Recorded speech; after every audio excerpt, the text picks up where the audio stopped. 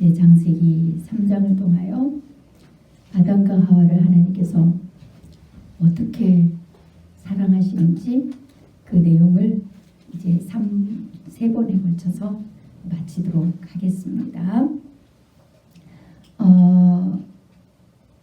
창세기 5장 18절에 보니까 노아가 태어나요. 노아가 태어나는데 사람들이 노아를 이름하기를 이제 그 노아로 인해서 하나님께서 땅을 저주했는데 그 저주함으로 인해서 인간에게 수고가 있었다는 거예요. 그런데 우리를 이 아들이 이루하리라 하는 뜻으로 노아라는 이름을 짓습니다. 인간이 하나님을 오해하는 거죠. 네. 분명히 창세기에서 하나님께서 인간을 벌하느라고 땅을 저주한 게 아니에요. 그런데 인간은 오해해서 여호와께서 땅을 저주함으로 인간이 수고했다 이렇게 이야기하고 있어요. 원래는 에덴 동산에서 아담과 하와가 하나님을 진짜 믿고 신뢰함으로 하나님의 사랑이 어떤 건지를 아는데 이렇게 배워나가면서 하나님께서 맡겨준 직무를 잘 감당했으면은 이 여자도 해산의 고통이 그렇게 많지가 않아요. 왜 그러느냐? 하나님 은혜 안에 있으면요 생명이 하나님께서 저절로 잘 자라도록 이렇게 번창하도록 쑥쑥 잘 키워주시거든요. 잘 낳게 하시거든요. 그래서 여기서 이제 생명은 육체의 생명을 이야기하고 있지만 실질적으로 내면에는 영혼의 생명이 숨겨져 있어요. 여러분들이 구약을 읽을 때 항상 영적인 것을 볼 수 있는 눈으로 읽으셔야만이 오해를 하지 않는다고 늘 말씀드렸습니다. 그래서 하나님과 관계가 아름다우면요 영적인 생명들을 수고하지 않고 하나님이 우리를 다스리고 통치하시니까 우리는 그 지시에 따라서 움직이면 되잖아요. 그래서 아름다운 생명을 하나님께서 그냥 힘 안 들이지 않고 힘들이지 않고 쑥쑥 잘 나오게 하실 텐데 하나님과 관계가 깨지니까 땅이 저주를 받아요. 그래서 땅은 곧 우리 마음을 표현하는 거라고 그랬잖아요. 영적으로는 마음에 사람 마음이 사단이 지배하니까 가시와 엉겅퀴가 나가지고 자기가 주인이 되는 거예요. 한마디로 말하면 사단의 다스림을 입는다는 것은 내가 주인이 돼서 내가 나를 다스리고 지배한다는 뜻이거든요. 그러니 하나님과 상관없이 가니까 가시와 엉겅퀴가 나서 생명이 싹을 틔우지 못하는 거예요. 그러니 얼마나 그 생명을 키우는 씨를 뿌리고 그 키우는 사람들이 얼마나 수고를 해야 됩니까? 그래서 우리가 이 땅에 육체의 생명이 태어날 때도 해산의 고통이 있는 거예요. 그 해산의 고통이 이제 더 가중된 거죠. 엄청나게 더 가중이 됩니다. 그래서 여자에게 해산하는 고통을 크게 더하신다고 하나님께서 하셨는데 실질적으로는 하나님이 그렇게 하신 게 아니라 여자가 그 길을 감으로 인하여서 그게 주어진 거예요. 우리는 우리 이 세상 말로 그러잖아요. 입은 삐뚤어졌어도 말은 바로 하자고. 우리 좀 바로 알아야 돼요. 우리가 하나님 앞에 구원을 입었으니까 하나님의 자녀가 되었으니까 자녀답게 살아야 됩니까? 자녀도 안 됐어요. 아니 무슨 생명이 거꾸로입니까? 태어나지도 않았는데 어떻게 그 아이가 의를 행해요? 그런데 의를 행해야 자녀가 된다고 하면 말이 안 되잖아요. 그런데 우리는 늘 그렇게 거꾸로 이야기를 하고 있었다는 거예요. 자녀가 되었기 때문에 그래서 진짜 구속의 은혜를 잊고 그 구속의 은혜를 놓치지 않은 자는 하나님의 자녀답게 하나님의 다스림과 통치함을 받기를 원하게 되어 있다는 거예요. 그거는 억지로가 아니에요. 이 땅에 무슨 복을 받으려고 하는 게 아니에요. 지옥을 안 가려고 하는 게 아니에요. 이미 지옥에서 어디로 인도됐어요? 천국으로 인도된 사람이잖아요. 예수님을 믿는다는 것은 그런 거잖아요.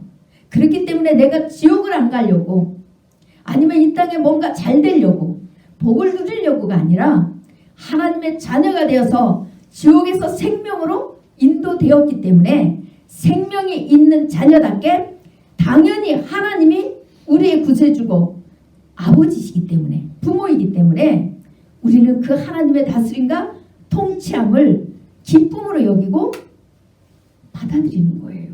그래서 나라는 자아, 사단이 내 생각과 마음을 지배하고 있는 가시와 옹꽁기 같은 그런 마음맛, 돌짝밭 같은 마음, 길가 같은 마음들을 제거하기를 자원하는 거예요. 기쁨으로. 그래서 말씀 앞에 무릎 꿇게 되어 있고 기도의 자리에 나오게 되어 있고 기도를 하게 되어 있다는 거예요. 하나님을 찾게 되어 있다는 거예요. 이것을 우리가 알아야 되는데 늘 거꾸로 우리는 이야기하고 있잖아요. 하나님의 백성들이 자기들이 잘못을 인하여서 자기들로 인해서 땅이 저주를 받았음에도 불구하고 하나님이 그렇게 했대잖아요. 너무너무 하나님을 잘 알죠? 네, 인간들이. 하나님을 판단해요. 선악과를 먹으면 자기가 하나님의 자리에 앉아서 동등해서 하나님도 판단을 해버립니다. 성경에서 대표적인 인물이 또 나오죠? 누굽니까? 한 달란트 받은 자. 그럼 뭐라고 합니까? 주인이 왔을 때 주인은 이런 사람이고 저런 사람이라 제가 이렇게 했습니다 이러잖아요. 얼마나 주인을 잘 아는지. 주인은 이런 사람이고 저런 사람이라는 거예요. 하나님을 판단을 해버려요. 자기가. 이게 우리가 하나님의 자리에 앉아 있는 거예요. 선악과를 먹은 증거입니다. 이게 내 뜻과 내 생각이 빠지지 않으면 그렇게 우리는 하나님도 판단을 해버려요. 그래서 우리식의 신앙을 가지고 가니까 생명이 있어야 하나님의 자녀로서 살아가는데 생명도 잉태하지 않은 사람이 어떻게 자녀로서 의를 행하여서 하나님의 자녀가 됐다고 합니까? 자녀가 된다고 합니까? 그것 자체가 말이 안 맞는 말들을 하고 있으면서도 말도 안 되는 소리를 하고 있다는 것도 모르고 있다는 거예요. 본인들이 똑똑하다고 생각하는 겁니다. 듣고 보니까 참 말 안 되는 소리 하고 있죠? 네. 생명이 있기 때문에 우리는 하나님의 자녀답게 살아갈 수 있다는 사실 여러분 기억하셔야 됩니다. 하나님을 오해하는 것들이 얼마나 우리가 많았는지 창세기 짧은 내용 속에서도 많이 드러나고 있잖아요. 그래서 이제 지난주에 다 다룬 내용이기 때문에 18절까지 이제 지나가고 19절에 말씀을 나누도록 하겠습니다. 이제 19절에 죽음이 들어와요. 선악과 열매를 먹으면 정령 죽으리라. 반드시 죽으리라 했어요. 근데 바로 죽습니까? 안 죽습니까? 안 죽어요. 그래서 사람들은 하나님이 거짓말한 거 아닌가? 안 믿는 사람들은 그렇게 이야기합니다. 어떤 죽음입니까? 영원한 죽음이에요. 그러니까 영원한 생명을 얻지 못한다는 거예요. 그런데 우리가 영원한 생명을 얻지 못하면 그것으로 끝나면 인간이 없어지면 얼마나 좋겠어요. 그렇죠? 그런데 이 죽음은요. 곧 우리가 생각하는 것처럼 이 땅의 육체는 없어져요. 죽으면 땅속에 들어 묻혀지든지 화장터에서 한 줌의 재로 변합니다. 없어져요. 이 땅에서는 없어져요.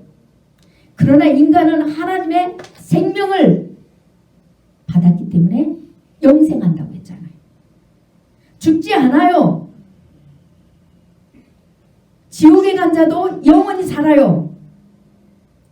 그들도 예수 믿지 않고 죽은 자들도 부활합니다.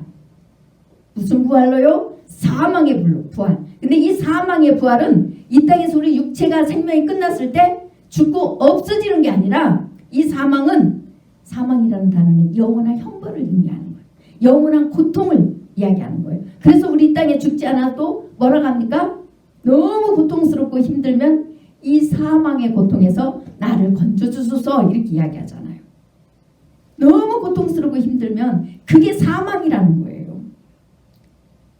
여러분 이 땅에서 잠시 이 땅의 즐거움과 쾌락 때문에 여러분 하나님과 상관없이 살다가 영원한 사막을 맛보면 안 되잖아요. 그때는 울고불고 뛰고 그 사망에서 나오려고 아무리 몸부림쳐도 나올 수가 없어요. 이 땅에서 우리의 생명이 있을 때만이 예수 그리스도의 은혜로 건진 받을 수 있는 것입니다. 그래서 이 땅에 있을 때 우리가 예수님을 믿어야 되는데 왜 믿습니까? 하나님의 그 큰 사랑의 은혜로 이루어진 그 공로를 덧입혀서 우리가 하나님을 믿지 않고 내 마음대로 살았던 모든 제 문제가 해결되고 영원한 생명을 얻고 하나님 자녀답게 살다가 하나님의 자녀로서 영원한 기쁨이 있는 천국에 들어가게 하려고요. 그런데 그것이 곧 그 믿음이 이 땅에 있는 동안에 무엇입니까? 믿음이 살아있다는 것은 무엇이 증명될까요? 기도에서 이적 기적을 많이 경험하는 걸까요? 물론 필요합니다. 저도 이적 기적을 막 이 단상에서 일으켰으면 좋겠어요. 하나님 좀 해주셨으면 좋겠어요. 늘 소망이에요. 그래서 문제 있는 자들, 아픈 자들, 고통당하는 자들 다 그냥 회복이 됐으면 좋겠어요. 예배 때마다. 그래서 제가 주님 앞에 두 가지 기도를 합니다. 영도, 잠자는 영혼들, 병든 영혼들, 죽어있는 영혼들, 영의 회복도 일어나야 되지만 아버지 육의 회복도 좀 일으켜 주세요. 막 그걸 제가 기도하고 있어요.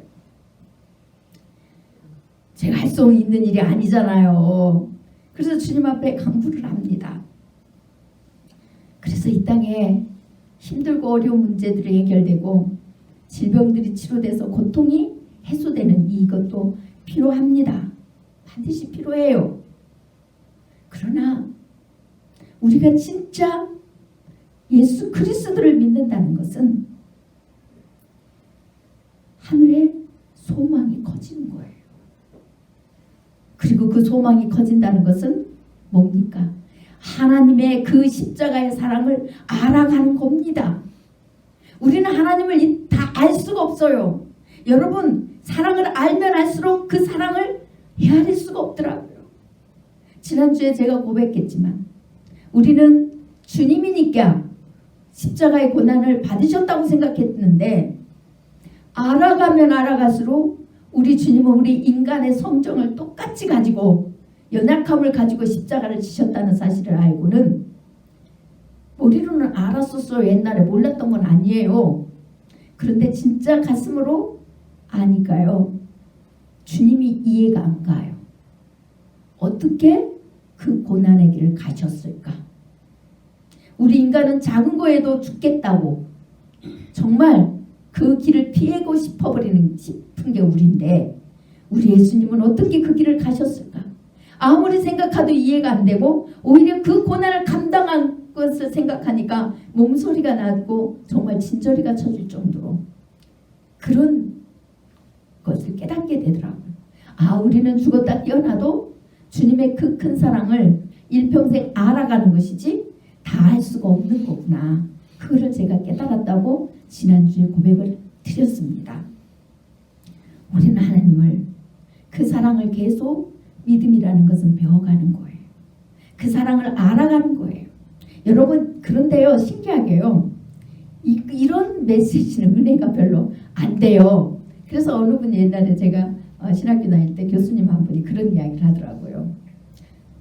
왜 그런 이야기는 은혜가 잘 안 되고 사실 그게 진짜 필요한데 은혜가 안 되고 이상하게 그냥 우리 인간의 소리로 막 이렇게 이 땅의 것만 이야기하면 그것은 그렇게 당신도 은혜가 된대요.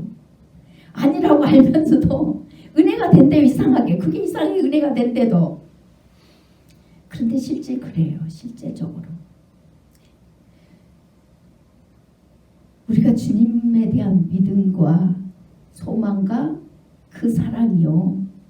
아는데 자라가는 이 생명에 가장 기본되는 메시지가 밑에 기초를 심어 있지 않고 그 터 위에 그 믿음과 소망과 사랑을 아는 데까지 자라나가는 이 믿음에 성장하는 약속의 말씀이 없으면은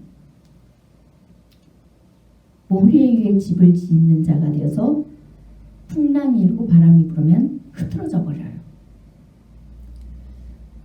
그런데도 불구하고 우리는 왜 예수 그리스도의 그 십자가의 사랑이 은혜가 더 안택하요? 그거는 우리가 사단의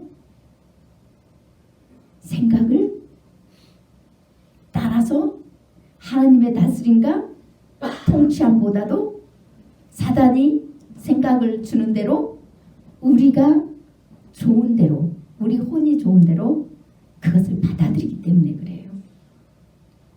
그래서 사단이 방해하는 거죠. 사단이 방해해서 가시와 엉겅퀴가 제거되지 못하도록 하기 때문에 그러는 거예요. 이것을 깨닫고 물리치고 하나님에 대한 믿음과 그 구속의 사건을, 믿음의 사건이 무엇인지 정확하게 알고 사랑을 아는 대로 자라나가야만이 우리는 영원한 형벌, 그 사망에서 건진받아서 정말 영원한 생명으로 하나님께서 인도해 주신 그 크신 은혜에 감사하고 그 크신 은혜가 있기 때문에 비바람이 불고 풍랑이 일어난다 할지라도, 어떤 일이 일어난다 할지라도 이길 수 있는 믿음이 거기서 나오는 겁니다. 우리 주님이 우리 안에 깊이 심겨져 있고 우리가 주님 안에 깊이 심겨져 있기 때문에요. 그 주님이 우리를 붙들고 계시기 때문에 흔들리지 않는 거예요.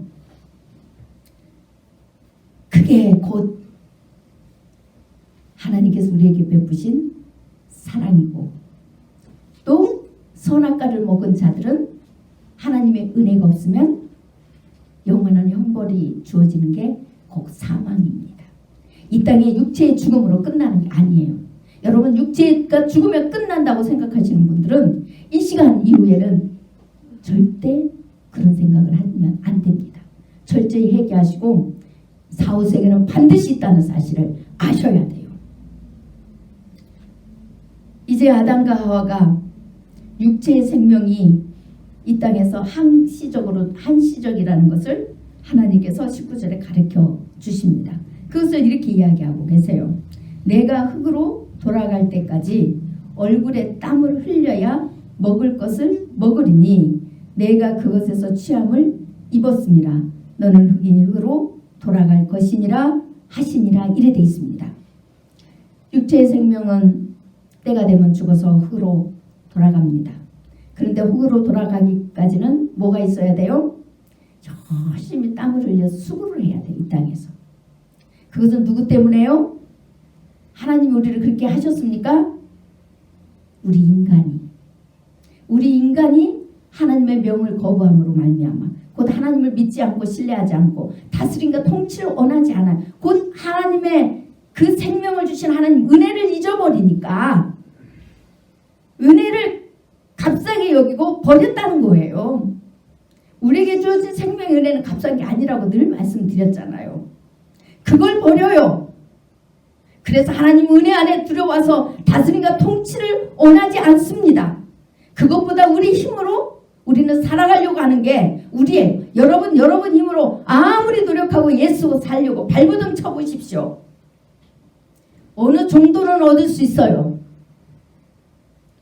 그러나 한계가 있습니다. 인간. 그것들을 빨리 내려놓고 하나님의 은혜 안에서 진정한 회복을 원하려고 오히려 내가 육으로 하려고 하는 그 노력만큼 그 수고만큼 아버지 앞에 은혜 안에서 회복하기 위해서 엎드린다면 하나님은 약속의 하나님이라 절대 외면하지 않으십니다. 반드시 주십니다. 자꾸 구하고 두드리는 자에게 하나님께서는 약속을 선물로 주신다고 했잖아요. 성령을 선물로 주신다고 하셨잖아요. 이 성령이 오신다는 것은 우리에게 생명이 있다는 거잖아요. 이것을 놓치고 잊어버린 자도 다시 자꾸 구하고 두드림으로 그 성령을 다시 회복하셔야 돼요. 그리고 이제는 놓치지 않고 그 성령님이 우리 안에서 주인이 되어서 우리를 다스리고 통치하시도록, 그래서 내 생각 내 뜻대로 살아가는 게 아니라 내 생각, 내 뜻을 내려놓고 하나님의 뜻과 하나님의 생각에 우리가 맞춰가는 이 삶을 회복하셔야 됩니다. 그런데 그것보다도 내가 회복하려고 몸부림을 치고 안 됩니다. 일시적인 거예요. 어느 사람이 그런 이야기를 합니다. 스트레스를 너무 많이 받으니까 스트레스를 안 받기 위해서 활동적인 사람들은 뭘 합니까? 스포츠나 남자들은 또 여자들도 그렇죠. 예, 세상 오락을 세상 것을 막을 통해서 사람을 통해서 다닙니다. 사람들이 볼 때는 저 사람이 대인관계도 좋고 밖에 나가서 활동도 많이 해요. 그러니 사람들이 볼 때는 이 사람은 아무렇지 않은 것처럼 보입니다. 그런데 이 사람들이 집에 딱 오면 어떤 현상이 일어납니까? 아무것도 하지 않아요. 무능해져요. 누워만 있어요. TV만 봐요. 누구하고도 가족하고도 대화를 안 해요. 어떤 서로 고민의 소리도 들으려고 안 합니다. 좋은 소리만 들으려고 그래요. 칭찬만 들으려고 해요. 무엇 때문에 그렇습니까? 이거 보고 요즘 현대말로 가면성 우울증이라고 하더라고요. 가면성 우울증.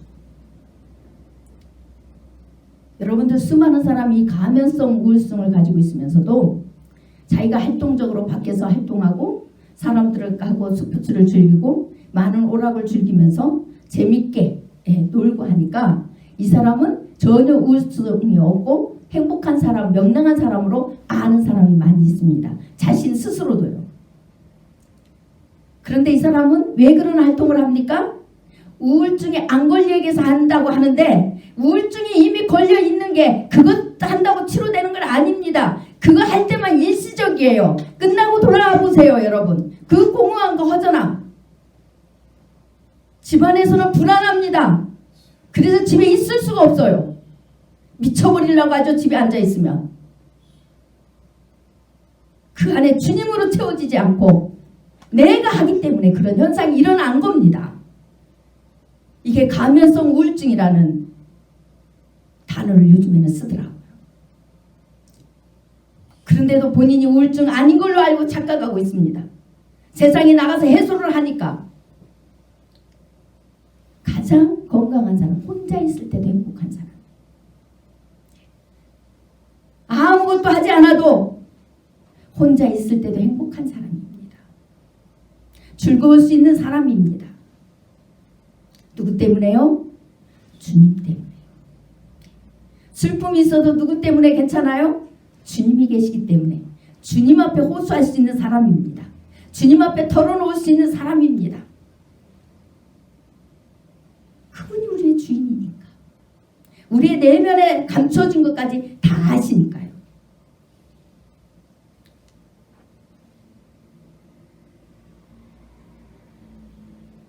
우리는 우리로 인하여서 이 땅이 저주를 받아서 우리가 수고하고 애를 써도 그 수가 외쓴 만큼 돌려주지 않아요. 땅은 그쪽 이 땅의 모든 것들은. 그것으로 인해서 우리가 행복을 느끼려고 하면 한계가 있고 힘들 뿐이지만 예수 그리스도의 은혜로 인하여서 우리가 그 모든 것들을 극복해 나가야 되는 인생이라는 거예요. 주님께서 아담에게 그걸 이야기해 줘요. 그렇게 수고하고 애써도 이 땅에서 삶은 영원하지 않다. 너희는 내가 다스리고 통치하는 걸 원치 않았기 때문에 내가 먹지 말라 명한 선악과를 먹어버리고 나처럼 되려고 너희가 사단의 소리를 들었기 때문에 너희는 결국은 이 땅에서 한층 흙으로 너희의 본성으로 내가 너희를 흙으로 빚은 것처럼 다시 흙으로 돌아가 버린다. 너무 허무한 거예요. 인생이 그래서 허무하다고 하잖아요. 믿는 자들은 허무한 게 아니에요. 계속 이어지니까. 그런 우리를 하나님께서 어떻게 하십니까? 이제 20절 설명하고 21절 갈게요. 20절에 아담이 그의 아내의 이름을 하와라 불렀으니 그는 모든 산자의 어머니가 됨이더라. 이래 돼 있습니다. 여자가 이름 그동안은 계속 여자였어요. 그런데 이제 아담이 비로소 자기 아내의 이름을 하와라고 부릅니다. 근데 이 하와라는 뜻은 생명이라는 뜻이에요. 그리고 이 하와는 모든 인간이 이 땅에 생명이 존재하는 일종의 시조 같은 생명이 존재하는 모든 산자의 어머니, 이 하와를 통하여서 이 땅에 생명들이 태어난다는 것을 이제 이야기하는 거예요. 그래서 하와라고 불렀는데 그는 모든 산자의 어머니가 됨이니라. 이래 돼 있어요. 이 땅의 생명체가 하와로부터 계속 이어진다는 겁니다. 영원한 생명을 이야기하는 게 아니에요. 그 다음에 21절입니다. 잘 아시죠? 성경을 많이 보신 분들은 잘 아시는 내용입니다. 신학자들은 이걸 보고 원시복음이라고 태초복음이라고 이야기를 해요. 하나님이 아담과 하와의 죄를 물었을 때 죽이려고 그러셨습니까? 아니죠. 죽음은, 이 땅의 죽음은 하나님께서 분명히 처음부터 아담에게 이야기하셨어요. 너희가 선악과를 먹으면 죽으리라고. 그쵸? 그래서 하나님이 죽인 게 아니라 인간이 그 길을 갔어요. 그래서 죽음이 왔어요. 그런데 하나님은 어떻게 하십니까? 21절에서 여호와 하나님이 아담과 그의 아내를 위하여 가죽옷을 지어 입히시니라. 그냥 이렇게 이야기해갖고는 이게 무슨 원시복음이야? 이렇게 이야기할 수 있지만 이 가죽옷이라는 것은 짐승의 껍질이잖아요. 그러면 짐승이 희생당했어요. 죽임당했어요. 곧 예수 그리스도께서 어린 양 제물로 오신다고 그랬잖아요. 짐승처럼 죽임을 당했을 때 인간이 그 예수님의 그 피와 땀을 다 쏟은 그 주님의 생명으로 인하여서 인간의 죄와 허물이 사해져서 영원히 다시 하나님 백성으로 회복된다는 것을 예표하고 있는 겁니다. 하나님은 인간을 창세 때부터 용서해 주시려고 하나님의 명을 거부하고 죽음이 들어왔는데도 불구하고 그들의 죄를 들추면서 그들이 솔직하게 하나님 앞에 고백하게 하고 그 죄의 대가는 사단한테, 처음 사단이 그렇게 미혹을 했으니까 사단한테 다 전가시켜요. 아담과 하와가 그거 먹었다고 죄가 없는 건 아니잖아요. 분명히 있어요. 그래서 그 죄의 대가는 반드시 처음에 만들어진 대로 그들이 받았습니다. 그러나 하나님께서는 그런 인간을 영원히 용서해 주시려고 장세 때도 역시 그 은혜를 베푸셨다는 거예요. 영원히 용서해 주시려고. 아담과 하와에게 이 짐승의 가죽옷을 입히면서 분명히 하나님께서는 말씀하셨습니다. 하셨을 것이가 아니라 하셨어요. 그랬기 때문에 그 이후에 4장부터 짐승의 제사가 나오는 겁니다. 메시아를 기다리면서 언젠가 메시아가 오면은 이 짐승이 우리의 죄를 대신해서 희생당하는 것처럼 하나님이 이 땅에 예수 그리스도의 이름으로 다시 오실 때, 아들의 이름으로 다시 오셨을 때 우리의 죄가 사해지고 하나님과 아버지의 관계가 회복된과 동시에 남편과 아내로서의 관계가 회복돼서 우리 인간을 통하여서 하나님 나라 백성들이 태어난다는 사실을 더 확장되어 가는 거죠. 하나님 나라가. 이것을 하나님께서 아담과 하와에게 가르쳐 주셨어요. 하나님은 이렇게 우리 인간을 용서와 용서를 끊임없이 해주시려고 장세 때부터 이미 하나님께서 우리에게 알려주신 겁니다. 성경을 통하여서. 그런데 우리는 장세기를 읽으면서도 하나님의 그 사랑을 깨닫지 못한 게 우리예요. 왜요? 사단의 생각에 사로잡혀 있어서요. 사단이 우리를 막아버려요. 우리의 눈을 막아버려요. 그래서 보이지 않은 거예요. 그 생명에 예수 그리스도의 생명이 들어올 때 비로소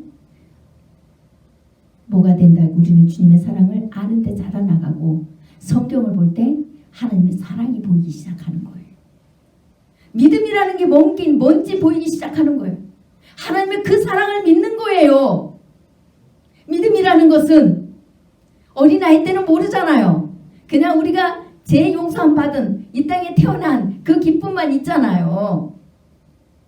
그러나 세월이 지날수록 성장이 되면은 그 믿음이라는 것이 그리스도의 사랑을 믿는 믿음이 자라나간다는 사실을 깨닫게 돼요. 정말이에요. 저하고 수십 년 같이 신앙생활을 함께 해온 분들은 아실 거예요. 그때는 저도 법만 이야기할 줄 알았습니다. 물론 내 죄를 용서해 주신 예수님을 이야기도 하죠. 그러나 십자가의 사랑이 뭔지는 몰랐어요. 전할 수가 없었어요. 그래서 수십 년 저와 함께 걸어온 분들은 갈수록 제 입술에서 무엇이 나오는지를 압니다. 저도 비로소 여러분에게 믿음이라는 건 그리스도의 사랑을 갈수록 더 굳게 믿는 것이 믿음이라는 것을 오늘 처음 증거하게 됩니다. 주님께서 저에게 이 말씀을 전하고자 제가 기도할 때 진짜 믿음이란 게 뭔지, 믿음이 자라는 게 뭔지, 자라야 되는데 그 자라는 게 뭔지, 하나님의 사랑을 갈수록 더 믿는 거예요. 여러분 사랑을 믿을 때 오해가 안 생기잖아요. 여러분 인간관계 속에서도 사람을 믿는다는 건 그 사랑, 나를 얼마나 사랑하는지 믿을 때 여러분 섭섭한 게 있어도 이겨내집니까? 안 이겨내집니까? 이겨내잖아요. 네. 오해도 이해로 풀어지잖아요. 인간과의 관계에서도 그래요. 하나님과 관계는 어떻겠습니까? 오해가 풀려요. 그런데 그 사랑을 믿지 않기 때문에 그게 기뻐지지 않으니까 5장 18절에서 인간이 이야기하는 것처럼 하나님이 땅을 저주해가지고 우리가 이렇게 수고해 모든 탓을 하나님 앞에 돌려버리는 거예요. 모든 탓을. 오해잖아요. 오해. 우리 하나님은 항상 우리에게 좋은 것 주시길 원하시는 분입니다. 그래서 22절에 여호와 하나님이 이르시되 보라 이 사람이 선악을 아는 일에 우리 중 하나같이 되었으니 그가 그의 손을 들어 생명나무 열매도 따먹고 영생할까 하노라 하시고 여호와 하나님 에덴 동산에서 그를 내보내어 그의 근원이 된 땅을 갈게 하시니라 이래 되어 있습니다. 이제 에덴 동산에서 쫓아내요. 그런데 에덴 동산에서 하나님이 계시는 곳이죠. 곧 예수 그리스도가 다스리는 나라 하나님 나라를 예표했어요. 그런데 이 인간이 에덴 동산에서 쫓아나갔다고 해서 하나님이 인간과 함께 안 하나요? 4장부터 이제 배워나가겠지만 그럼에도 불구하고 사단이 다스리는 그 땅의 세계에 흑암이 있는 곳에 예수 그리스도께서 창세 때 이미 임하셔요. 쫓아내서 아담과 하와만 버려두는 게 아니라 예수님께서 함께 동행합니다. 곧 하나님께서도 여전히 아담과 하와와 함께 동행해요. 성경을 읽으면 그게 나오잖아요. 다만 생명나무는 아무도 함부로 먹지 못하게 막아놓는 거예요. 왜요? 인간이 선악과를 먹어서 하나님처럼 되어서 하나님을 판단한 기준을 가지고 있기 때문에 생명나무 열매를 먹어버리면 예수 그리스도가 오기 전에 생명나무를 먹어버리면 어떻게 될까요? 인간이 안 죽어버리면 하나님을 대적해요. 누구하고 연합해서요? 사단과 연합해서 하나님을 대적합니다. 그래서 하나님이 이 생명나무를 함부로 먹지 못하도록 에덴 동산에 아무나 함부로 들어오지 못하도록 선악과를 이미 먹어버린 자는 쫓아내서 예수 그리스도의 그 십자가의 사건이 있기 전까지 하나님의 은혜의 사건이 있기 전까지 막아둡니다. 그리고 뭘로 지키게 해요? 24절에 이같이 하나님이 그 사람을 쫓아내시고 에덴 동산 동쪽의 그룹들과 두루 도는 불칼을 두어 생명나무의 길을 지키게 하시니라. 이 생명나무는 우리의 의로 들어가는 것이 아니에요. 에덴 동산에 천국은 우리의 의로 우리의 힘으로 가는 곳이 아닙니다. 천사가 그룹이라는 건 천군 천사를 뜻하는 거거든요. 이 천군 천사를 어떻게 인간이 이겨요? 천군 천사는 영적인 존재인데 이길 수 없어요. 하나님의 사역자들이에요. 영적으로. 우리가 이곳을 들어가려면 뭘 보여야 돼요? 예수 그리스도의 피에 공로를 보여야 돼요. 우리 죄를 용서함 받은 그 확실한 표를 보여야만이 이제 우리는 천국에 들어가요. 곧 에덴 동산에 들어가는 거예요. 그런데 지금은 어떻게 들어갔어요? 영으로. 영으로 우리 안에 주님이 오셔서 우리 안에 우리 내면에 천국이 이루어지는 거예요. 이제 이 에덴 동산은 눈에 보이는 곳은 언제 들어가요? 우리가 죽든지 주님이 오셔서 하나님이 다스리는 새하늘 새 땅이 이루어질 때, 아니면 천년왕국이 이루어질 때, 그때 가는 거예요. 우리 힘으로 그런 거 가는 거 아니에요. 예수 그리스도의 그 십자가의 사랑을 끝까지 붙들고 그 사랑을 키워나가는 자, 그 믿음을 키워나가는 자, 주 안에서요. 이런 자가 어떻게 내 마음대로 살고 내 뜻대로 살고 내 마음대로 하나님을 판단하고 내 기준으로 신앙생활합니까? 절대 그렇게 할 수가 없습니다. 물론 우리는 할 때가 있어요. 그러나 주님 은혜 안에서 우리는 그것조차도 주님의 빛 앞에서 들춤받아서 주님께서 우리를 또한 용서해 주시고 다시 그 사랑 안에 또 가도록 그렇게 해주는 거예요. 낮추고 우리를 낮춰서 낮추잖아요. 그래서 갈수록 저는 몰라요. 네. 아무것도 할 수 없어요. 네. 저는 죄밖에 없어요. 하나님 앞에 우리 그렇게 고백하잖아요. 오직 주님의 공로뿐입니다. 은혜뿐입니다. 이 고백을 할 수밖에 없는 것입니다. 그 대신 인간은 그동안 뭐를 하느냐? 23절에 보니까 여호와 하나님이 에덴 동산에서 그를 내보내요. 그의 근원이 된 땅을 갈게 해요. 잡생각하지 말고 사단한테 다시 빠지지 말고 이제 나만 믿고 찾거라 하시느라고 이 땅에서 죽으라고 수고하고 열심히 일하게 해요. 아니 그런데 인간이 얼마나 에너지가 많은지 수고하고 죽으라고 수고하고 애쓰면서 그것을 우리가 다 할 수 없으니까 하나님을 찾지 않으면 살아나갈 수가 없잖아요. 그래서 하나님을 찾아가지고 하나님 은혜 안에 좀 들어오라고 하나님의 사랑을 알아가라고 하나님의 함께 하심을 좀 믿으라고 그렇게 했더니 땅을 열심히 갈게 했더니 아니 인간 있잖아. 힘이 에너지가 많아가지고 하나님을 찾기보다 뭘 찾아요?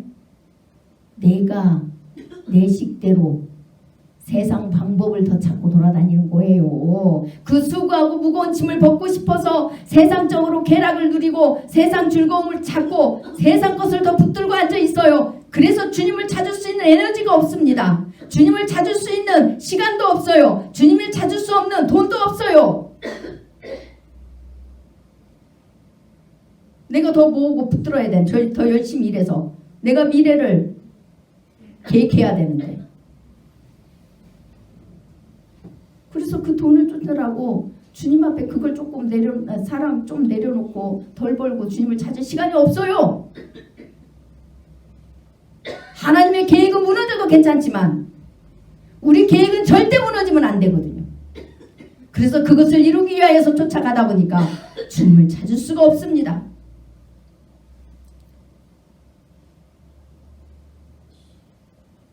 인간이 힘들고 어렵지 않으면 하나님을 안 찾아요. 하나님의 사랑을 알아서 성숙된 어른이 되게 하기 전까지는 찾지 않게 되어 있습니다. 하나님이 별로 필요치가 않아요.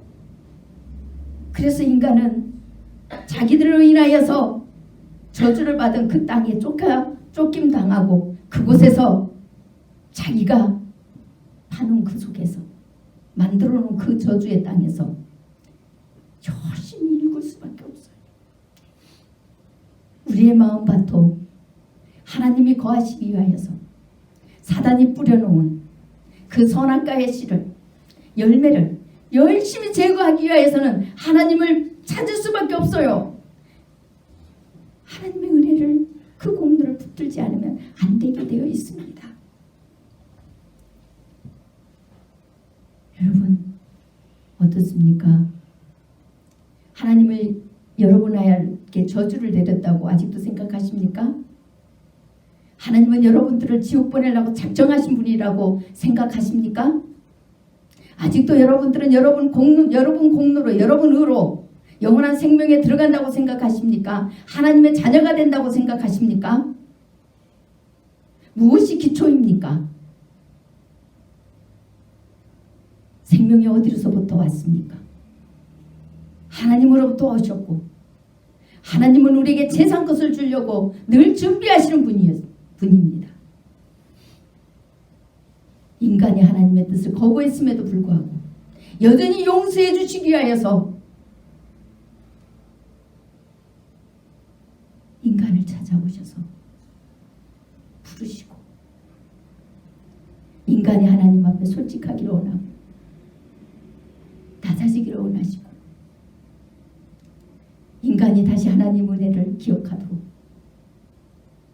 다시 그들을 용서해 주시기 위하여 짐승을 희생시켜서 이제 하나님이 이렇게 십자가에 짐승처럼 죽임당할 것을 예표해 주시면서까지 그리고 인간이 저주받는 땅에 쫓김 나갈 때 그곳에도 함께 동행하신 하나님이시라는 사실 여러분 그 사랑을 알고 그 사랑을 아는데 자라나가는 것이 진짜 믿음입니다. 그 사랑을 믿는 믿음이 커지는 거예요. 그래서 저와 여러분은 이제 헛된 데 가서 헛된 우물 찾죠. 여러분 헛된 곳에 가서 헛된 우물 파고 앉아있으면요 처음에는 좋습니다. 그러나 결국은 그 우물이 예수 그리스도께 연결되지 않는 우물이라는 것을 알게 될 때 여러분들은 갈 길을 잃어버려요.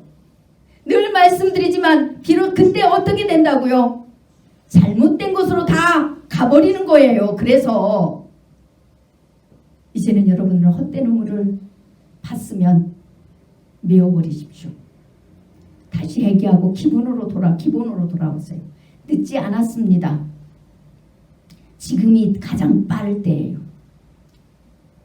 그래서 이제 같이 예수 그리스도께 연결된 깊은 샘을 파서 성령님께서 생수의 강을 우리에게 흘러넘치도록 충만하게 부어 주시는 이런 은혜가 여러분들에게 넘치시기를 간절히 축원합니다. 기도하겠습니다.